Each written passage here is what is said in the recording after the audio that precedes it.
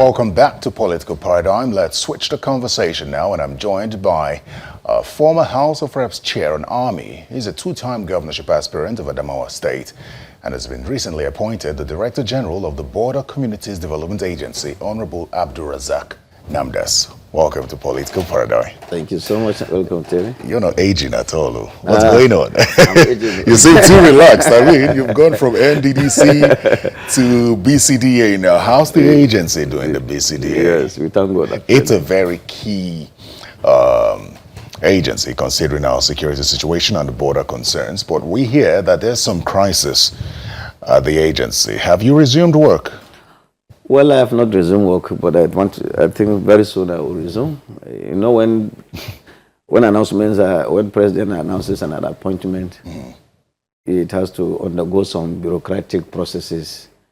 And I want to believe that once those bureaucratic processes are completed in the SGF's office, I will give him my letter and I will resume duty. I think it's not a problem. Well, you sure it's not a problem? Because it's been reported as a problem. I mean, it's been weeks since you were appointed, and we hear that the man who was there before, Yakurinima George, has not vacated the seat, even though he left to go run an election. Now, the question is, did he resign? Did he not resign? Are you confidently saying that it is peaceful, or is that the true situation of things? Actually, no, that's not my area of purview. Okay. Because anytime I get my letter, if I get to the office and I have issues, then I now believe that there's an issue on ground.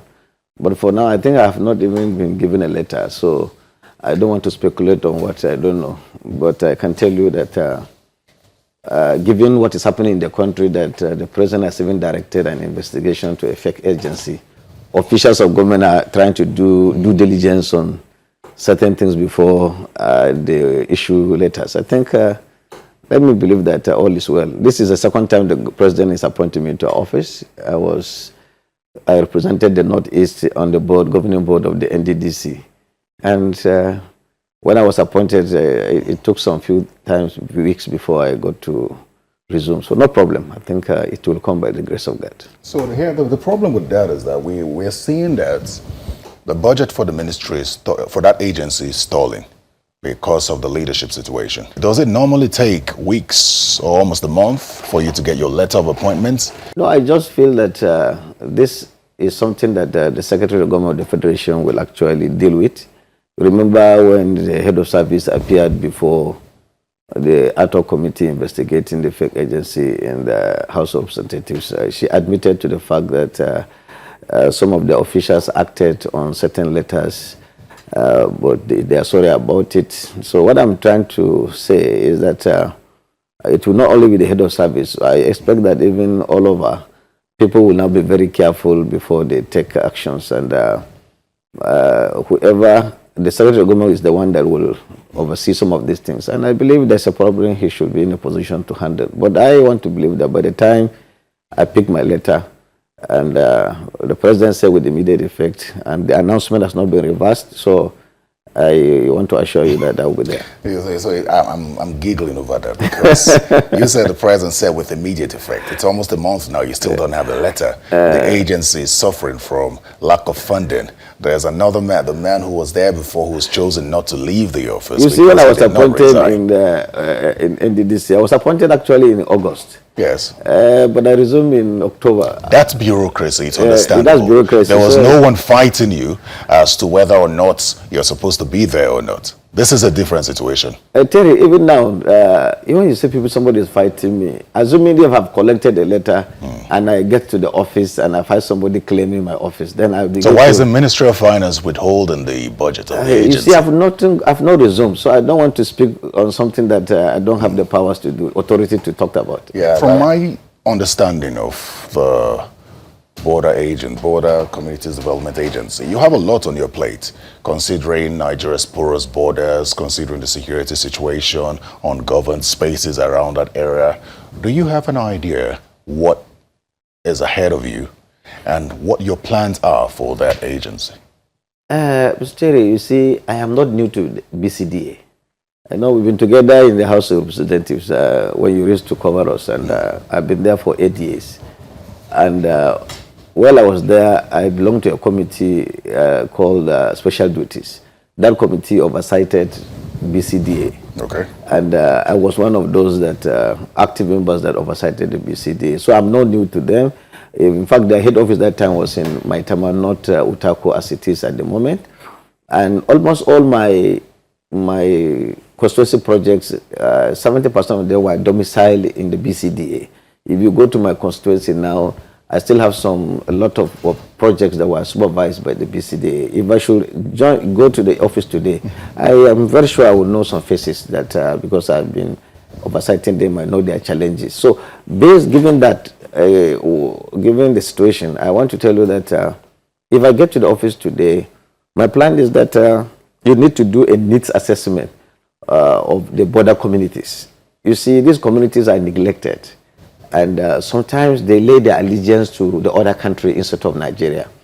So, because I come from a border community too, so these challenges are something that I know very well. I'm part of it. So, you don't do needs assessment. You wouldn't know what community A and community B is looking for. Some communities, their problem will be water. Others will be electricity. You give them small power panels. Others will be school. And everybody has his own challenge. Some will even need small culverts and bridges that can make them move from one community to the other. So this needs assessment will give me an idea of the challenge and the priority I should put in place. And again, while I was oversighting the place, I know that communities on their own do write to BCDA. I come from a border community. We have written to the BCDA before, and they responded. So sometimes you look at some of the write-ups from some of these communities on their own. Then you look at what you have and you look at what your team have gone to the place to see what is this their priority. So I think I will do a needs assessment and see what is it that is a priority, because the mandate of the BCDA is to fill the gap of infrastructure. People don't, if you go to some communities like border communities, some go to schools in other bordering countries. So instead of them to pay allegiance to your country, they feel that, look, they go to school. So you give them the school here. You provide hospital for them.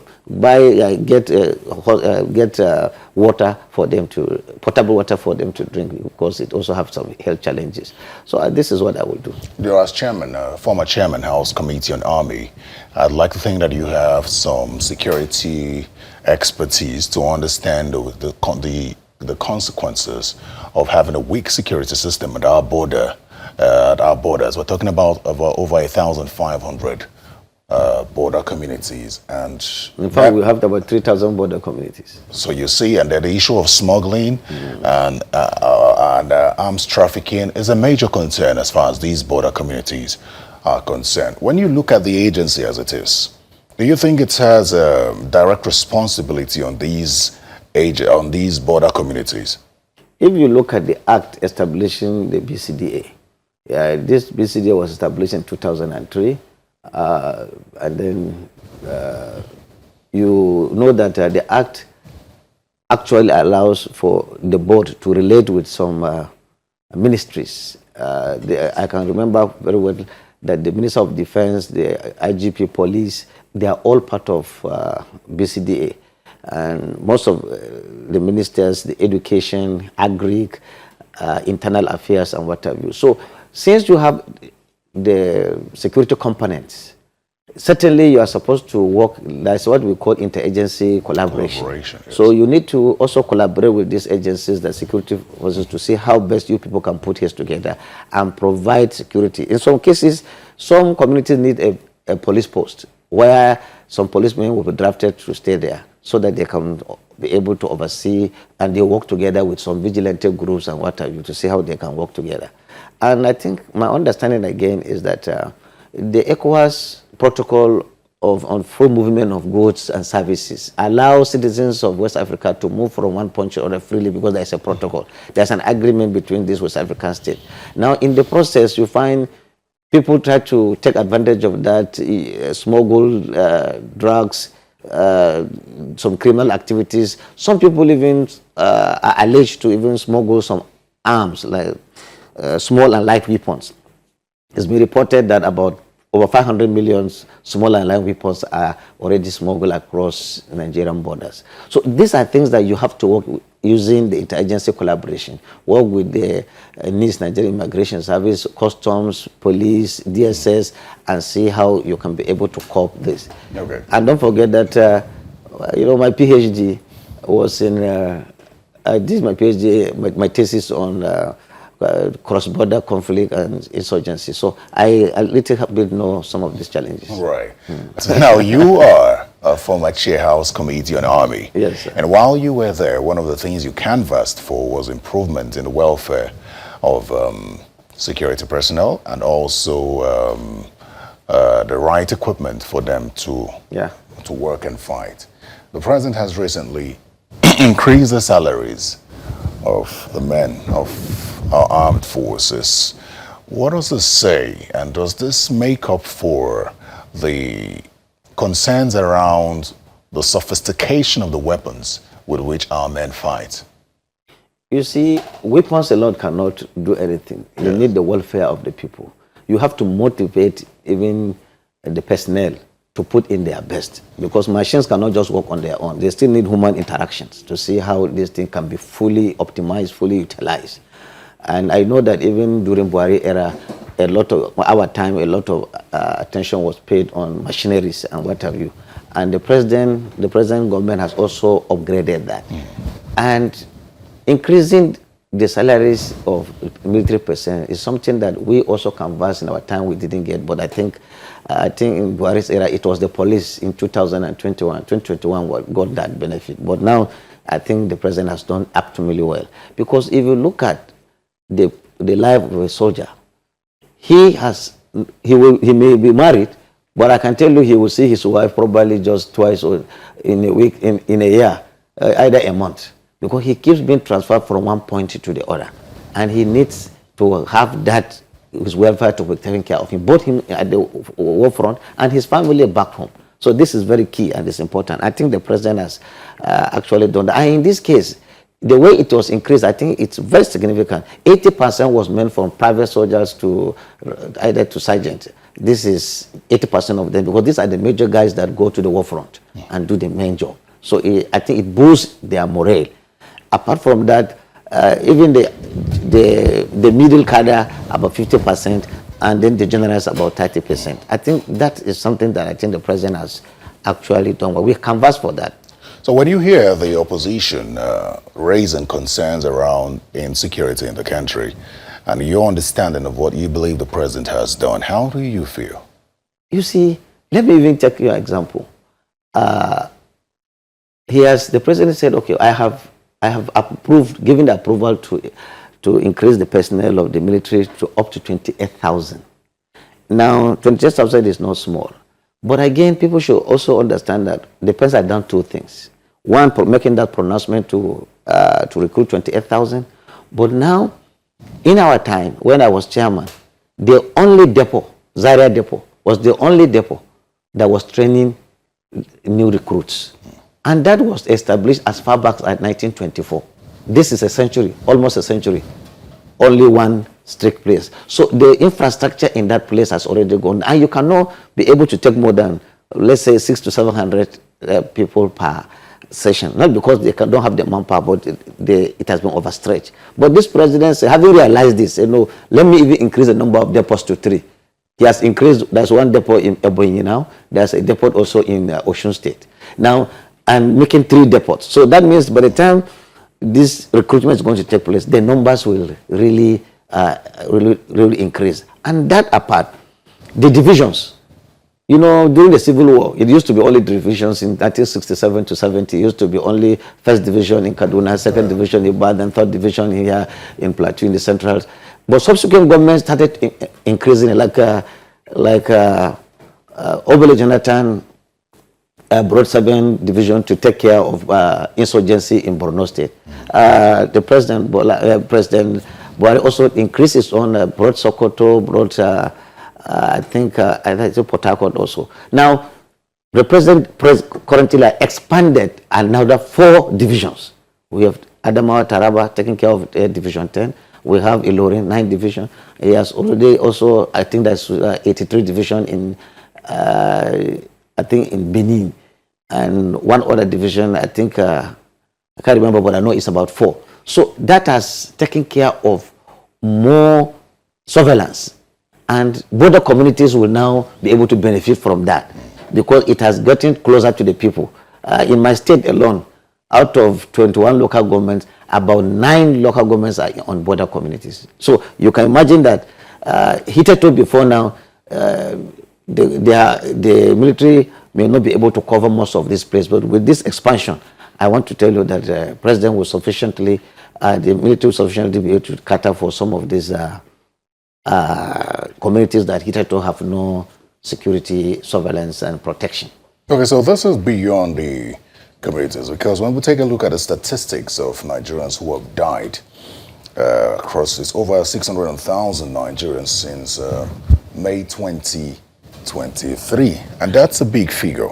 So when you take if you take the issue of insecurity in isolation, and I'm taking that with you because you're a former chair on Army, and now you head the Border Community Development Agency, which is also a key security aspect of Nigeria. When you take the statistics of the deaths in the past 3 years, and then you compare that to what you say, when you take insecurity in isolation, would you say that Nigeria has made progress? Insecurity has not entirely been wiped out, but how do you measure the progress with regard to insecurity, considering all the things you've reeled out that the president has done to tackle insecurity? Yes, I think there's marked improvement. But I think, remember, even in this government, the Nigerian military it's already in public domain that they've been able to deal with over 13,000 insurgents. So when you are talking about the deaths, also consider the fact that even the insurgents have been dealt with. It's not only people that are in those communities, that even the insurgents have been dealt with.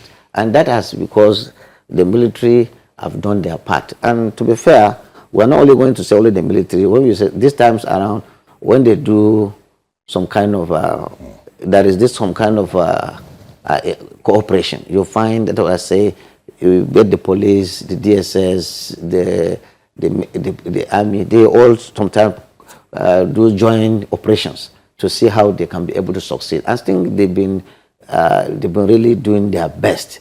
However, you see, people always feel that there are certain policies of government that has been able to even reduce insurgency. Insurgency is not just about shooting, killing people by the council. Sometimes you take proactive means of how you can be able to address insurgency.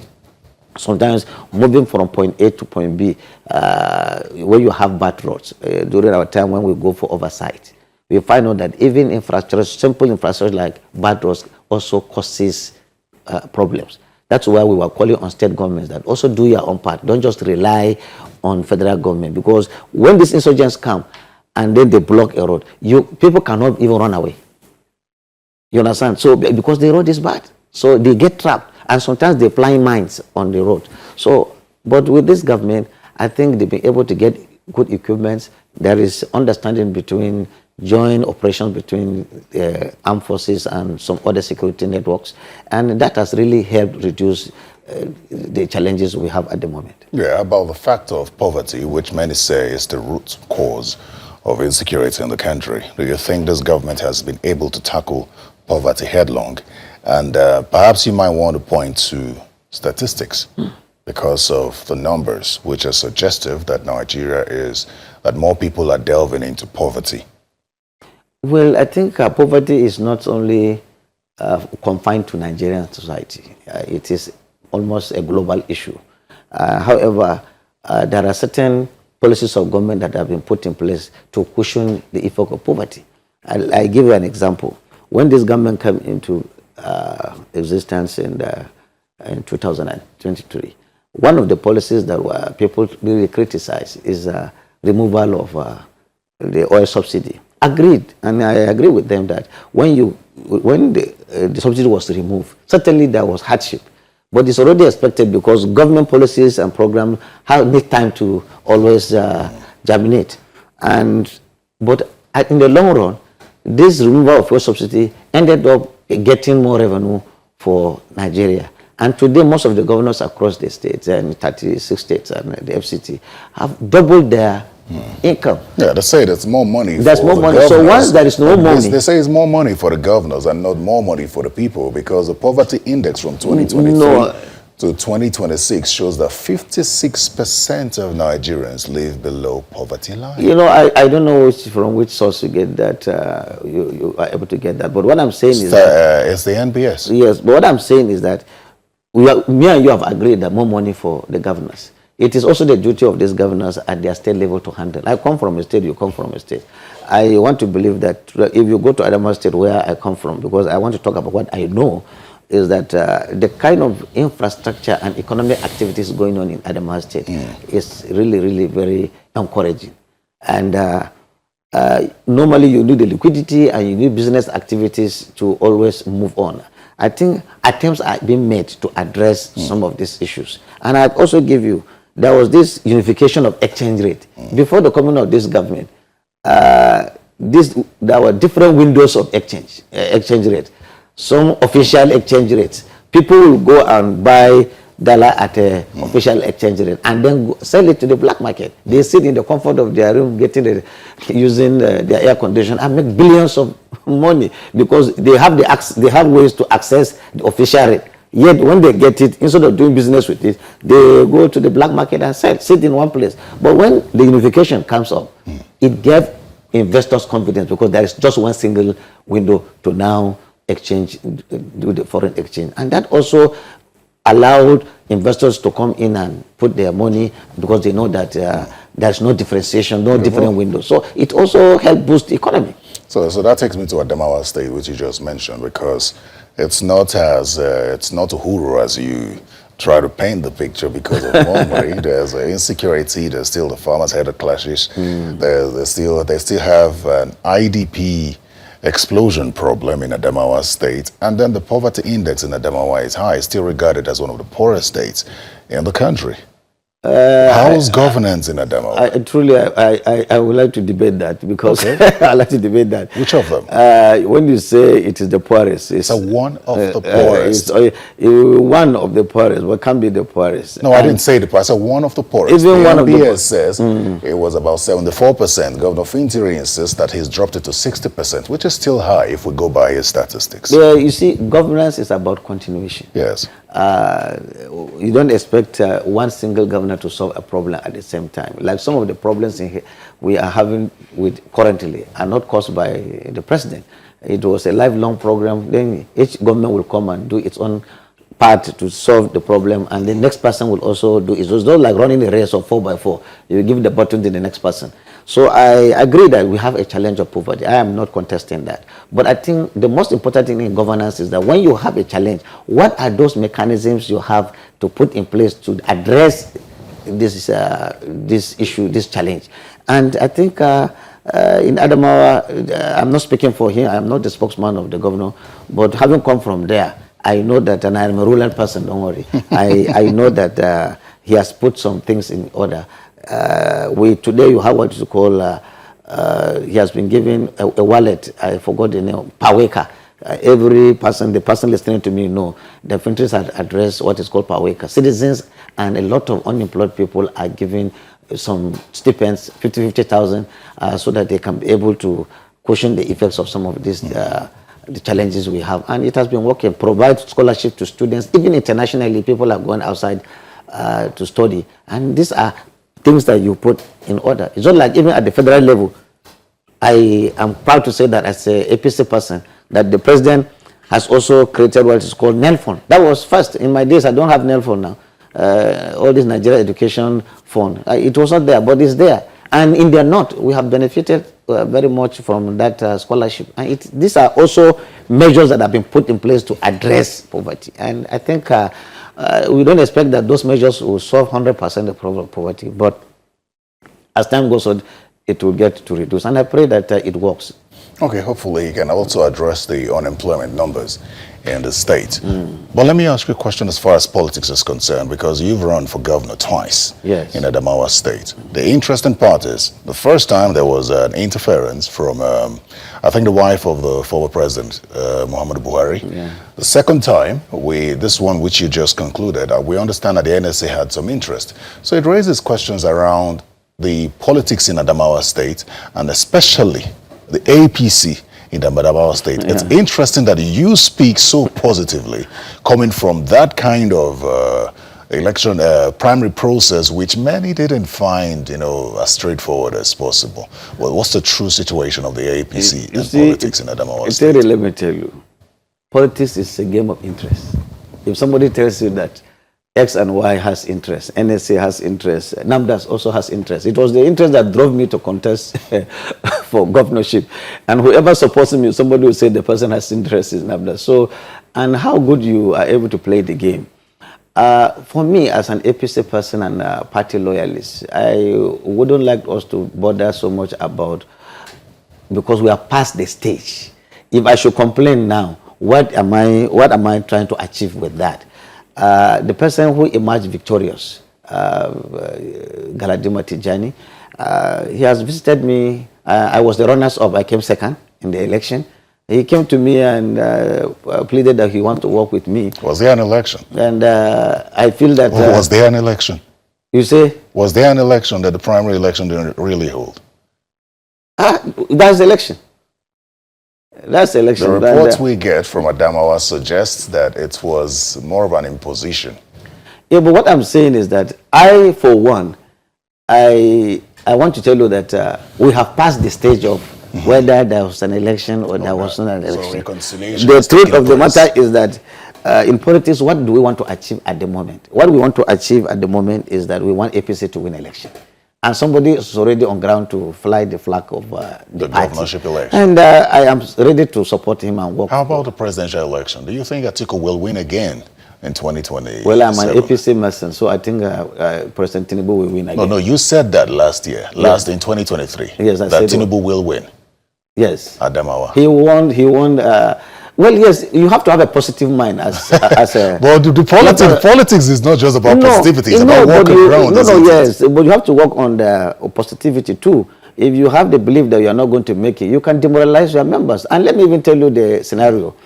If the variables that will make you win election today may not be the same variables to win election tomorrow.